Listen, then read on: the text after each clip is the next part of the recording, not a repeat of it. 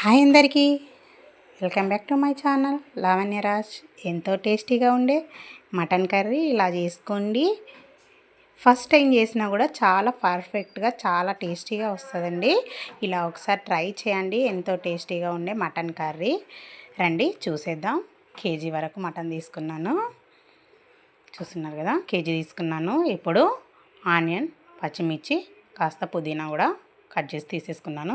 ఇప్పుడు stove on చేసి stove పైన ఒక కుక్కర్ పెట్టేసుకొని కుక్కర్లోకి 3 స్పూన్ల వరకు ఆయిల్ వేసుకుందాం.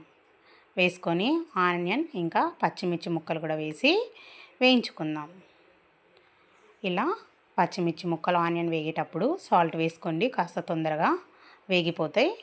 ఇలా సాల్ట్ వేసుకుందాం. 1.5 స్పూన్లు సాల్ట్ వేసుకొని వేయించుకుందాం. ఇప్పుడు 1 స్పూన్ వరకు అల్లం వెల్లుల్లి పేస్ట్ వేసుకుందాం. అల్లం వెల్లుల్లి పేస్ట్ వేసుకొని మంచిగా ఫ్రై చేసుకుందాం. అల్లం వెల్లుల్లి పేస్ట్ వేయగానే తొందరగా ఫ్రై అవుతుంది. ఇప్పుడు కొబ్బరి పొడిని కూడా వేసేసుకుందాం. అలాగే కాస్త పుదీనాకులు కూడా వేసుకొని ఆయిల్లో బాగా ఫ్రై చేసుకుందాం. అల్లం వెల్లుల్లి పేస్ట్ అనేది తొందరగా కింద అంటుకోవడం స్టార్ట్ అవుతుంది కాబట్టి ఇవన్నీ మీడియం సిమ్లోనే పెట్టేసుకొని స్టవ్ చేసేసుకోవాలి. ఇప్పుడు పసుపు వేసుకుందాం. పసుపు వేసుకొని మంచిగా కలిపేసుకుందాం. ఇలా కలిపేసుకొని ఇప్పుడు మనం తీసుకున్న మటన్ని బాగా శుభ్రంగా కడిగేసుకొని డైరెక్ట్గా కుక్కర్లోకి వేసేసుకుందాం. వేసేసుకొని ఆయిల్లో బాగా ఫ్రై చేసుకుందాం. మటన్ అనేది ఆయిల్లోనే కొద్దిగా ఫ్రై అవ్వాలి. ఇలా ఫ్రై చేసుకుంటే తొందరగా ఉడికిపోతుంది. అందుకనేసి క్యాప్ పెట్టి మధ్యలో మధ్యలో చెక్ చేసుకుంటూ మంచిగా మటన్ అంతా ఒకసారి ఆయిల్లో బాగా ఫ్రై చేసుకుందాం. మటన్ వేయగానే వాటర్ వచ్చేస్తుంది కదా, ఆ వాటర్లోనే ఈ మటన్ అనేది కాస్త ఉడికించేస్తాం. ఇప్పుడు టేస్ట్కు సరిపడా కారం వేసుకుందాం.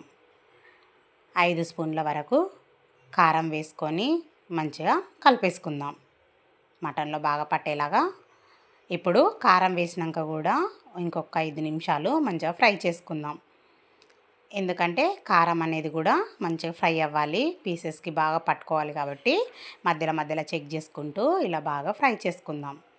చూస్తున్నారు కదా, మనం మటను ఇటు సైడ్ కన్నప్పుడు గ్రేవీ కూడా లేకుండా ఫ్రై అవ్వాలి. ఇలా ఫ్రై అయిన తర్వాత దీంట్లోకి ఇప్పుడు మనము వాటర్ వేసుకుందాం. ఆల్రెడీ ఆయిల్లోనే బాగా ఫ్రై చేసుకున్నాం కాబట్టి తొందరగా ఉడికిపోతుంది. ఇప్పుడు చిన్న గ్లాస్తో 5 గ్లాసుల వరకు వాటర్ వేసుకుందాం. పెద్ద గ్లాస్ అయితే 3 గ్లాసుల వరకు అయితే సరిపోతుంది. ఇది చిన్న సైజు గ్లాస్ కాబట్టి నేను 5 గ్లాసుల వాటర్ అయితే వేసుకున్నాను. ఇలా 5 గ్లాసుల వాటర్ వేసుకొని ఒకసారి బాగా కలిపేసుకొని జాపత్రికాయ తెలుసు కదా, దాన్ని ఒక చిన్న ముక్కగా కట్ చేసుకొని మటన్లోకి వేసుకుందాం. ఇది వేస్తే తొందరగా ఉడికిపోతుంది, అందుకనేసి నేను వేస్తున్నా. ఫ్లేవర్ కూడా చాలా బాగుంటుంది దీని స్మెల్కి. ఇంకా విజిల్స్ పెట్టేసుకొని ఒక 5 లేదా 6 విజిల్స్ వస్తే సరిపోతుంది. ఇప్పుడు విజిల్స్ అయిపోయింది, తీసేసి క్యాప్ తీసి ఒకసారి మటన్ ఇలా కలుపుకుందాం. చూడండి, గ్రేవీ అనేది దగ్గరికి వచ్చేసింది కదా. ఇప్పుడు దీంట్లోకి ధనియాల పొడి, అలాగే మటన్ మసాలా, కాస్త కసూరి మెంతిని కూడా వేసుకొని మంచిగా కలిపేసుకుందాం. మసాలాలు వేసినాక ఒక 2 నిమిషాలు ఇలా కలుపుకొని దగ్గరికి అని ఇలా ఉడికించుకోవాలి. ఇప్పుడు ఇందులోకి గుప్పెడంతా కొత్తిమీర ఆకును కూడా కట్ చేసి వేసుకుంటే ఎంతో టేస్టీగా ఉండే మటన్ కర్రీ అనేది రెడీ. ఇప్పుడు దీన్ని మొత్తం ఒకసారి కర్రీలో బాగా కలిసేలాగా కలిపేసుకొని చూడండి, గ్రేవీ కూడా చాలా బాగుంది. ఇప్పుడు పీసెస్ కూడా మంచిగా పట్టేసుకుంది మసాలా, కారం అవన్నీ కూడా. చూడండి, దగ్గర నుండి కూడా చూపిస్తున్నాను. ఇలా అయిన తర్వాత ఇప్పుడు ఇంకా స్టవ్ ఆఫ్ చేసేసుకొని డైరెక్ట్గా ఇంకా సర్వ్ చేసుకోవడమే. ఎంతో టేస్టీగా ఉండే